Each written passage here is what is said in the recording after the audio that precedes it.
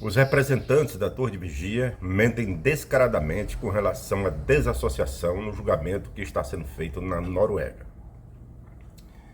Nós vemos que a Sociedade Torre de Vigia, ela se auto-intitula de representantes de Deus na Terra, representante de Deus e de Cristo, canal de comunicação.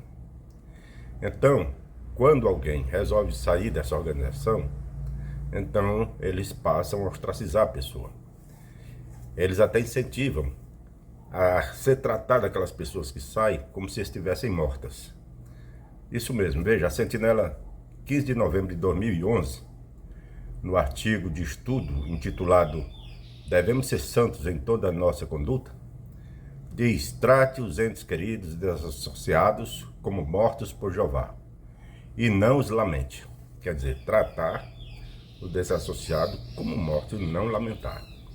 É isso que é ensinado pela organização Torre de Vigia.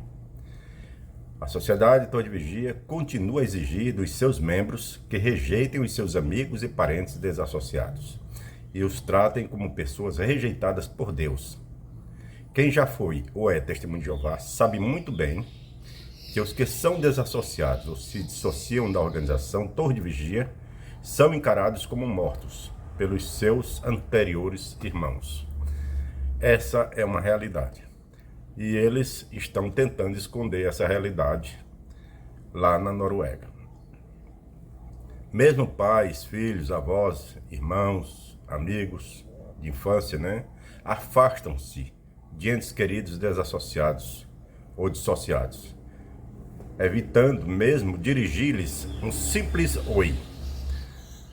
Até mesmo dizer oi para um desassociado é proibido.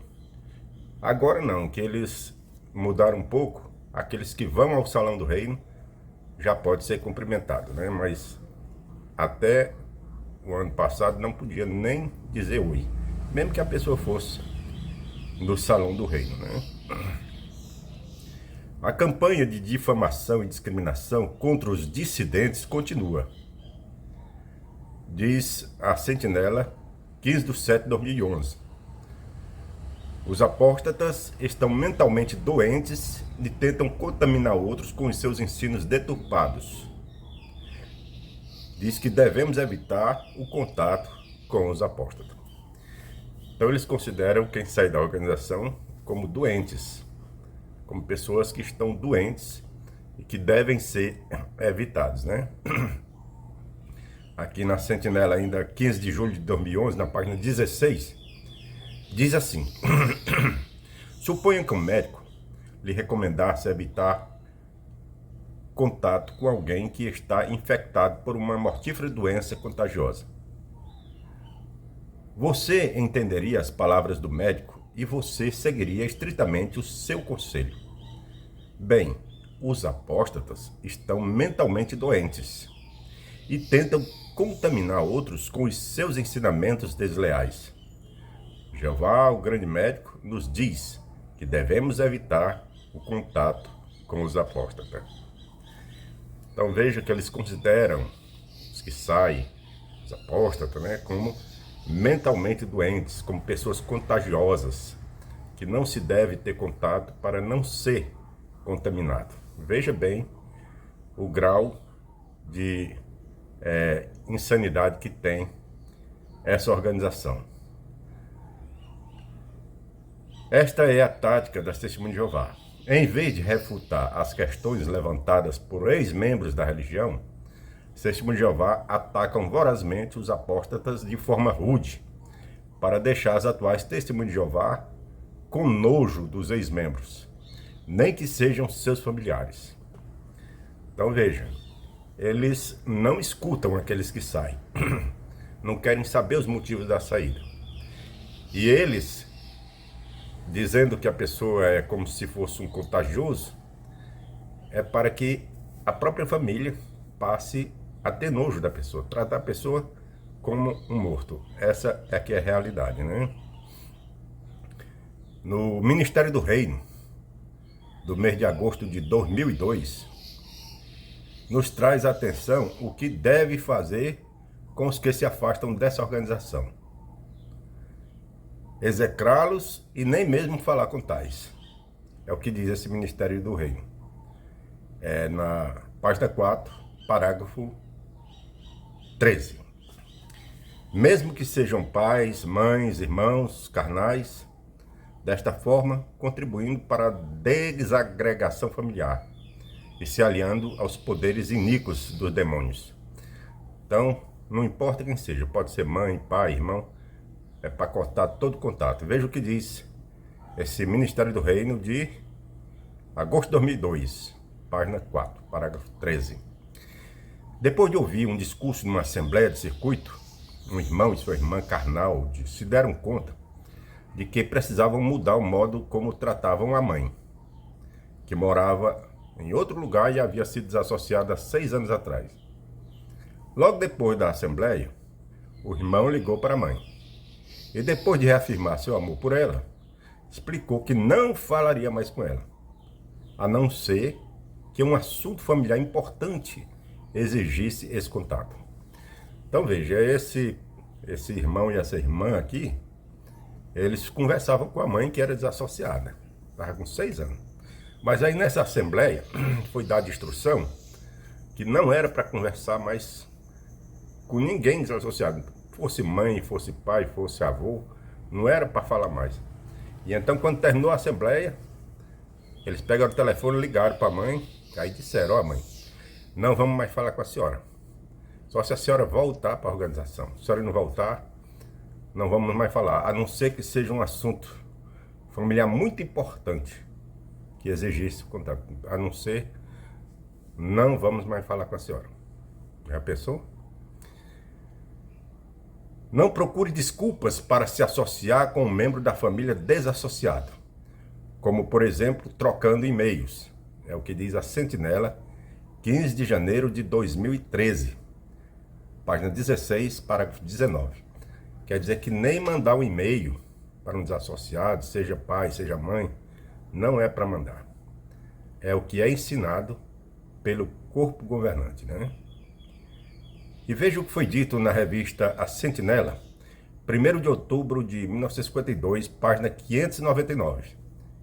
Em inglês, diz assim: temos de odiar os apóstatas no sentido mais verdadeiro, que é encarar com extrema e ativa aversão, considerar como uma abominação, odioso, nojento, detestar. Seguramente quaisquer odiadores de Deus não merecem viver nesta bela terra. Veja bem. Então aqui diz claramente que é para tratar os apóstatas, os desassociados, né? Para tratar com extrema aversão, considerar como uma abominação, odioso, nojento, detestar. Isso na Sentinela, 1º de outubro de 52, página 599. Já pensou? E agora na Noruega eles estão dizendo que não, que nunca ensinaram a não se conversar, a não falar, né? Enquanto que a literatura prova que é isso que foi ensinado. O professor Rolf Furuli também dá evidência fundamentadas em seus 60 anos como membro da Organização das Testemunhas de Jeová. Então ele está lá no julgamento da Noruega, ele deu o depoimento dele. Ele foi membro das Testemunhas de Jeová e ancião do grupo do início dos anos de 1960 até 2020. Ele foi expulso por criticar a liderança, mas continua sendo um firme crente na fé. Então ele criticou o corpo governante por causa dessa proibição, esse ostracismo, né, contra aqueles que saem. De acordo com Furuli, o livro dos anciãos estabelece 48 motivos para a desassociação, com apenas 11 diretamente apoiados pela Bíblia e o restante estabelecidos pelo corpo governante. Esses motivos incluem transgressões e ações morais claras, como discordar do corpo governante, manter contato com aquele que foi expulso, envolver-se em interações íntimas e até mesmo, mais recentemente, discordar da posição da organização sobre vacina, durante a pandemia da Covid-19. Então veja, então são alistados 48 motivos para desassociação. Entre eles está discordar do corpo governante e manter contato com aqueles que saem da organização. Já pensou? Então foi isso que o Furuli, então, ele mostrou no depoimento dele. O corpo governante determina o isolamento total da pessoa desassociada da congregação, permitindo apenas contatos inevitáveis. Por exemplo, para trabalho ou situações familiares muito limitadas. Aqueles que se retiram voluntariamente são tratados da mesma forma que aqueles que estão desassociados. Por exemplo, aceitar sangue ou trabalhar em um emprego relacionado ao exército pode ser visto como atos de retirada, levando a medidas de isolamento semelhante. Então, uma pessoa que resolve aceitar a transfusão de sangue, se é testemunho de Jeová, então é desassociado. Se ele resolve ser um policial, né, é desassociado. E são muitas coisas assim que um testemunho de Jeová, se fizer, é desassociado. Furuli reiterou suas fortes críticas ao sistema de exclusão, desassociação, afirmando que se opõe a ele, ao mais alto grau. Então ele é contra totalmente a desassociação que é praticado pela Organização das Testemunhas de Jeová. As Testemunhas de Jeová alegam que a desassociação é uma prática bíblica destinada a manter a pureza espiritual da congregação. Mas os testemunhos hoje de antigos conhecidos, membros do corpo governante e ex-membros, contam uma história muito diferente. Estávamos esperando por esses testemunhos, porque depois de ouvir os testemunhos de Testemunho de Jeová ativas, a verdade precisava vir à tona logo para que o público entendesse. Suas palavras expõem a desassociação pelo que ela realmente é. Uma arma de controle psicológico projetada para isolar, punir e forçar as pessoas à submissão. Então veja, esse depoimento da Noruega serviu para mostrar que realmente a desassociação ela tem esse objetivo, né? De tornar a pessoa controlada psicologicamente, né? Projetada para se isolar, punir e forçar as pessoas à submissão, para forçar a pessoa a voltar, né? A ideia é que uma pessoa perder todos os seus amigos familiares, ela ficará tão abalada que retornará. Então a ideia deles é essa. A pessoa ficando isolada, ela vai se sentir sem saída. Então a única maneira de voltar a ter amizade da família é retornando. Então não se trata de disciplina espiritual. Trata-se de destruir as pessoas emocionalmente, até que elas não tenham escolha a não ser voltar rastejando. A organização corta deliberadamente toda forma de apoio. Amigos, família, até mesmo a oportunidade de emprego, em alguns casos, para deixar os indivíduos desassociados sem mais para onde recorrer. Então, é uma verdadeira tortura, né, que eles fazem com a pessoa para retornar.